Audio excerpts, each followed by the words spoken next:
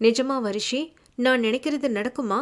இதுல உனக்கு வருத்தம் எதுவும் இல்லையா என பார்வையால் வினவியவருக்கு ஆறுதல் அளிப்பது போன்று தன் கண்களை ஒரு முறை மூடி திறந்தான் மைந்தன். எதையும் உணராமல் தனி உலகில் சஞ்சரித்துக் கொண்டிருந்த வர்தினியும் விடை பெறும் பொருட்டு தன்னிடம் பேச வந்த விஜயலட்சுமியிடம், இப்போ கூட உங்க ரிஷி வாழ்க்கைக்காக தானே ஆண்டி எங்க அம்மா சொன்னதுக்கு தலையாட்டுனீங்க? உங்களுக்கா கிறிஷ சேர்த்துக்கணும்னு தோணவே இல்லைல என குரலில் ஆதங்கம் தொனிக்க கேட்டுவிட்டாள். சின்னவளின் அந்த கேள்வியில் விஜயலட்சுமியின் முகம் சிரித்து விட்டது.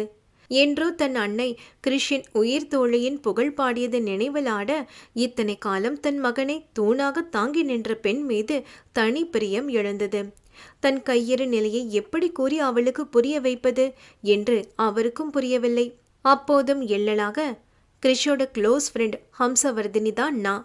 உங்க ரிஷி சொல்லலையா